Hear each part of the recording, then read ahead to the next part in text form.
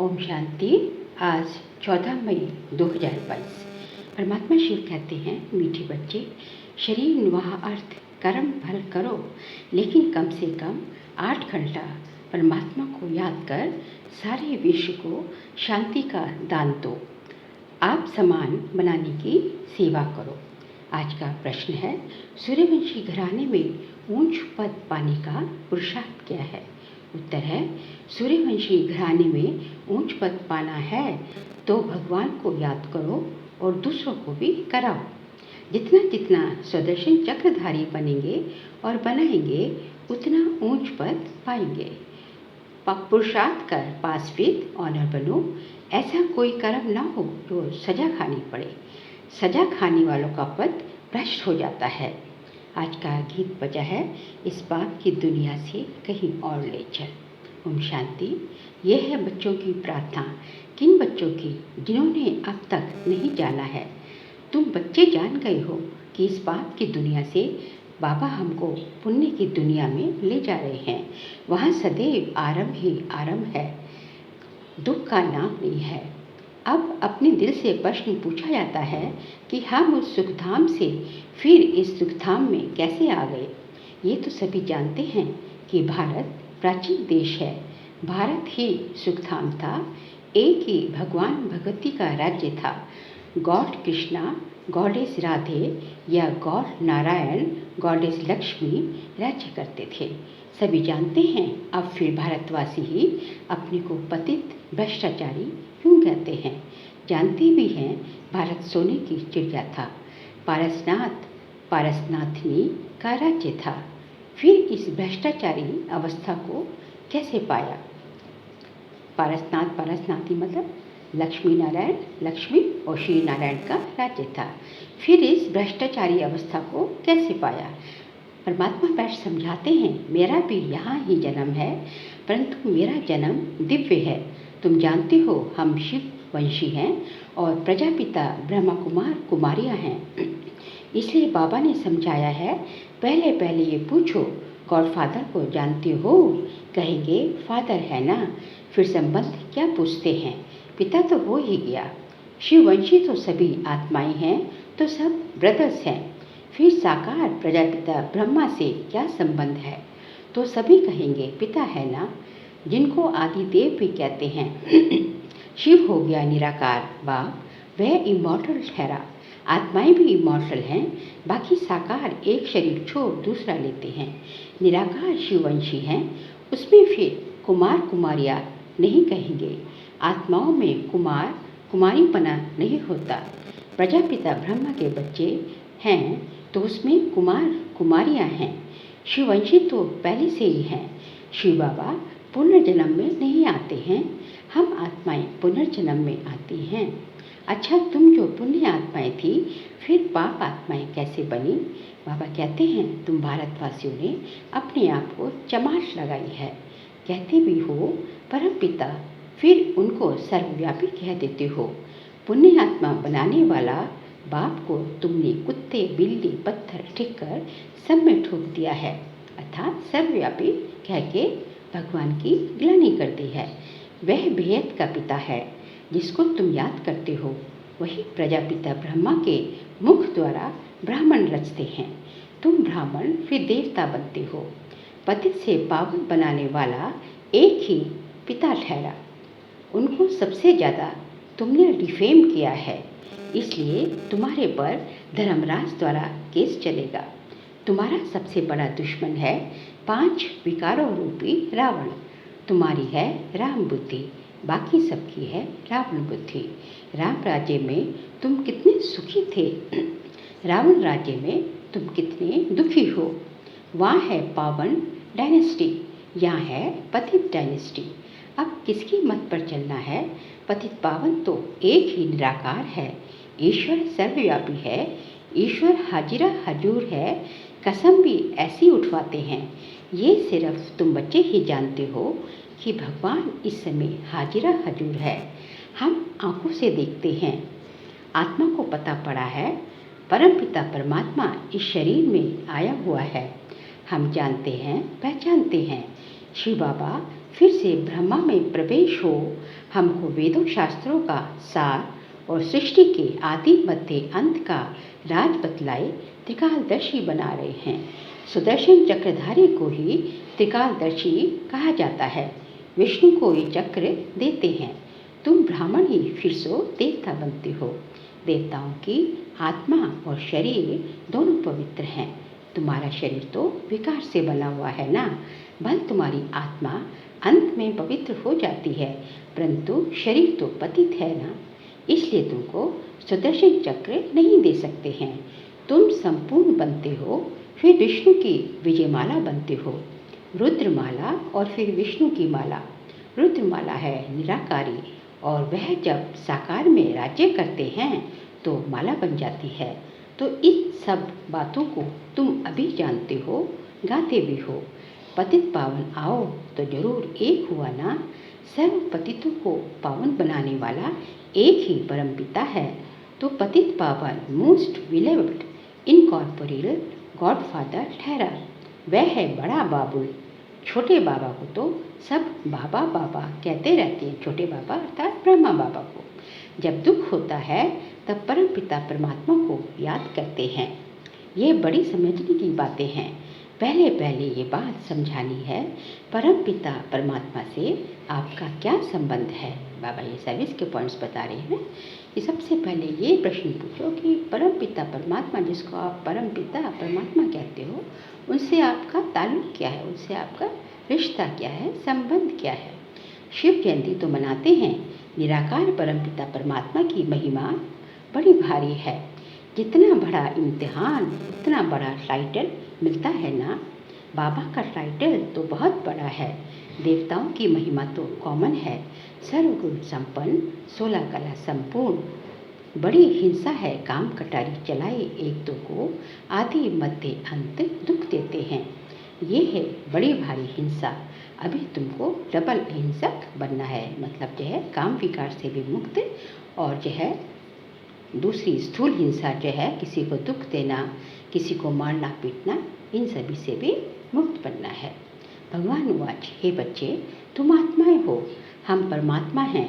तुम 63 जन्म विशेष सागर में रहे हो। अब हम तुमको क्षीर सागर में ले जाते हैं। बाकी पिछाड़ी के थोड़ा समय तुम पवित्रता की प्रतिज्ञा करो। ये तो अच्छी मत है ना।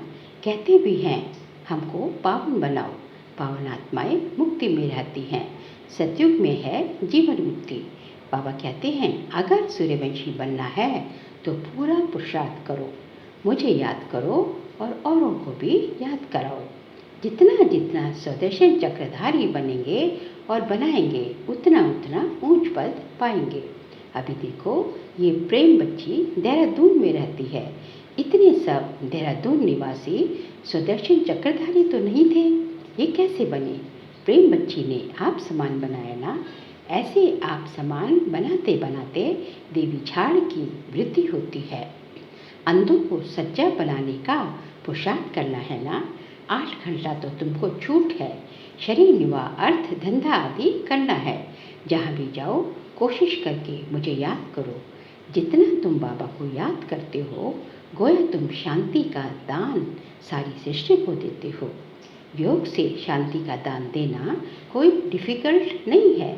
हाँ, कभी कभी योग में बिठाया भी जाता है, क्योंकि संगठन का बल इकट्ठा हो जाता है। बाबा ने समझाया है, शिव बाबा को याद कर उनको कहो, बाबा ये हमारे कुल वाले हैं, इनकी बुद्धि का ताला खोलो। ये भी याद करने की युक्तियाँ हैं। अपनी प्रैक्टिस तो ये रखनी है कि चलते फिरते शिव बाबा की याद रहे। बाबा इन पर दुआ करो। दुआ करने वाला रहम दिल तो एक ही परम पिता है। हे भगवान इन पर रहम करो। भगवान को ही कहेंगे ना, वही मर्सीफुल, नॉलेजफुल, ब्लिसफुल है। पवित्रता में भी फुल है, प्यार में भी फुल है। तो ब्राह्मण कुलभूषणों का भी आपस में कितना प्यार होना चाहिए। किसको भी दुख नहीं देना है। वहाँ जानवर आदि भी किसको दुख नहीं देते हैं। तुम बच्चे घर में रहते भाई भाई आपस में लड़ पड़ते थोड़ी थोड़ी बातों में। वहाँ तो जानवर आदि भी नहीं लड़ते। कहाँ? सतयुग में आपस में कोई नहीं लड़ता। वहाँ का सतयुग के लिए कहा जाता है कि वहाँ बकरी और शेर दोनों एक ही घाट से पानी पीते। इसका मतलब आपस में कितनी जो है सबके अंदर आपस में मित्र प्रेम व्यवहार मैत्री संबंधी बहुत ही आपस में भाईचारा है। बाबा कहते हैं तुमको भी सीखना है। नहीं सीखेंगे तो बाप कहेंगे कि तुम बहुत सजा ही खाएंगे, पद भ्रष्ट हो जाएगा। सजा लायक हम क्यों बने? पास विद ऑनर होना चाहिए ना। आगे चलकर बाबा सब साक्षात्कार कराते रहेंगे। अभी थोड़ा समय है, इसलिए जल्दी करते रहो। बीमारी में भी सबको कहते हैं राम राम कहो। अंदर से भी कहते हैं, पिछाड़ी में भी कोई बहुत दिखे जाते हैं। मेहनत कर आगे बढ़ जाते हैं। तुम बहुत वंडर्स देखते रहेंगे। नाटक के पिछाड़ी में वंडरफुल पार्ट होता है ना। पिछाड़ी में ही वाह वाह होती है। उसी समय तो बहुत खुशी में रहेंगे। जिनमें ज्ञान नहीं है वह तो वहाँ ही बेहोश हो जाएंगे। ऑपरेशन आदि के समय डॉक्टर लोग कमज़ोर को खड़ा नहीं करते हैं। पार्टीशन में क्या हुआ सभी ने देखा ना। ये तो बहुत दर्दनाक समय है। इसको खून नाहक कहा जाता है। इनको देखने के लिए बहुत हिम्मत चाहिए। तुम्हारी है 84 जन्मों की कहानी। हम सो देवी देवता राज्य करते थे, फिर माया के वश हो वाम मार्ग पे गए, फिर अब देवता बनते हैं। ये सिमरन करते रहो तो भी बेड़ा पार है। यही सुदर्शन चक्र है ना। अच्छा मीठे मीठे सिके दे बच्चों प्रति माता पिता बाप दादा का याद प्यार और गुड मॉर्निंग। रूहानी बाप के रूहानी बच्चों को नमस्ते। हम रूहानी बच्चों के रूहानी बाप दादा को नमस्ते नमस्ते नमस्ते। सार के लिए पॉइंट्स हैं। बाप समान सर्वगुणों में फुल बनना है। आपस में बहुत प्यार से रहना है। कभी किसी को भी दुख नहीं देना है। चलते फिरते बाबा को याद कर परमात्मा को चलते फिरते भगवान को याद करने का अभ्यास करना है। याद में रहे सारे विश्व को शांति का दान देना है। आज का वरदान है, ज्ञान के राज्यों को समझ सदा अचल रहने वाले निश्चय बुद्धि विघ्न विनाशक भव। ज्ञान के राजों को समझ सदा अचल रहने वाले निश्चय बुद्धि विघ्न विनाशक भव। विघ्न विनाशक स्थिति में स्थित रहने से कितना भी बड़ा विघ्न खेल अनुभव होगा। खेल समझने के कारण विघ्नों से कभी घबराएंगे नहीं, लेकिन खुशी खुशी से विजयी बनेंगे और डबल लाइट रहेंगे। ड्रामा के ज्ञान की स्मृति से हर विघ्न नथिंग न्यू लगता है। नई बात नहीं लगेगी, बहुत पुरानी बात है। अनोखे बार हम इसमें विजयी बने हैं। ऐसी निश्चय बुद्धि ज्ञान के राज को समझने वाले बच्चों का ही यादगार अचल घर है बाबू में। आज का स्लोगन है, दृढ़ता की शक्ति साथ हो तो सफलता गले का हार बन जाएगी। दृढ़ता की शक्ति साथ हो तो सफलता गले का हार बन जाएगी। क्योंकि जैसे जैसे हमारे अंदर दृढ़ता की शक्ति हमारे अंदर आती जाएगी, हर एक चीज़ में दृढ़ता, तो स्वतः ही जो है बाबा की श्रीमत को पालन करने में भी दृढ़ता आती जाएगी। और जैसे जैसे हम बाबा की श्रीमत का उल्लंघन नहीं करेंगे, बाबा की श्रीमत का पालन करते रहेंगे, तो स्वतः ही हमको जो है बाबा की मदद का एहसास हमें होता जाएगा। बाबा की मदद हमें मिलती जाएगी। और जैसे हमें हर कर्म में, हर विघ्न में, हर परेशानी में, हर परिस्थिति में बाबा की मदद का एहसास होगा, बाबा की मदद की अनुभूति होती जाएगी, तो ये निश्चय है कि सफलता जो है हमारे लिए बहुत जो है हमारा जो है गले का हार बनती जाएगी। और सफलता हमारा जो है हमारी निश्चित होती, हर कर्म में हमारे लिए सफलता जो है निश्चित होती जाएगी और हम स्वतः ही निश्चिंत बनते जाएंगे। आगे जो है मातेश्वरी जी के अनमोल महावाक्य हैं, हम जो भी अच्छे व बुरे कर्म करते हैं उनका फल अवश्य मिलता है। जैसे कोई दान पुण्य करते हैं, यज्ञ हवन करते हैं, पूजा पाठ करते हैं, तो वे समझते हैं कि हमने ईश्वर के अर्थ जो भी दान किया वो परमात्मा के दरबार में दाखिल हो जाता है। जब हम मरेंगे तो वो फल अवश्य मिलेगा और हमारी मुक्ति हो जाएगी। परंतु ये तो हम जान चुके हैं कि इस करने से कोई सदा काल के लिए फ़ायदा नहीं होता। दान पुण्य आदि करने से हमें अल्पकाल का एक जन्म का ही फ़ायदा मिलता है। ये तो जैसे कर्म हम करेंगे उससे अल्पकाल क्षणभंगुर सुख की प्राप्ति अवश्य होती है, मगर जब तक ये प्रैक्टिकल जीवन सदा सुखी नहीं बनी है, जब तक उसका रिटर्न नहीं मिल सकता है। भल हम किससे भी पूछेंगे, ये जो भी तुम करते आए हो वह करने से तुम्हें पूरा लाभ मिला है, तो उनके पास इसका कोई जवाब नहीं होता है। अब परमात्मा के पास दाखिल हुआ या नहीं हुआ वो हमें क्या मालूम। जब तक अपनी प्रैक्टिकल जीवन में कर्म श्रेष्ठ नहीं बने हैं तब तक कितनी भी मेहनत करेंगे तो भी मुक्ति जीवन मुक्ति प्राप्त नहीं होगी। अच्छा दान पुण्य किया लेकिन उस करने से कोई विकर्म तो भस्म नहीं हुए, फिर मुक्ति जीवन मुक्ति कैसे प्राप्त होगी। भल इनके इतने संत महात्माएं हैं, तब जब तक उनको कर्मों की नॉलेज नहीं है तब तक वो कर्म अकर्म नहीं हो सकते। तब तक जब तक उनको जो है कर्मों की नॉलेज नहीं है तब तक तो वो कर्म क्या होंगे, विकर्म ही करते जाएंगे, क्योंकि कर्मों की उसका गति का उनको ज्ञान ही नहीं है। वह जीवन तब तक वो कर्म अकर्म नहीं हो सकते, ना वे मुक्ति जीवन मुक्ति को प्राप्त करेंगे। उनको भी ये मालूम नहीं है कि सत धर्म क्या है और सत कर्म क्या है। सिर्फ मुख से राम राम कहना इससे कोई मुक्ति नहीं होती। बाकी ऐसे समझ बैठना कि मरने के बाद हमारी मुक्ति होगी, उनको ये पता ही नहीं कि मरने के बाद क्या फ़ायदा मिलेगा, कुछ भी नहीं। बाकी मनुष्य अपने जीवन में चाहे बुरे कर्म करे चाहे अच्छे कर्म करे, वो भी इस ही जीवन में भोगना है। अब ये सारी नॉलेज हमें परमात्मा टीचर द्वारा मिल रही है कि कैसे शुद्ध कर्म करके अपनी प्रैक्टिकल जीवन बनानी है।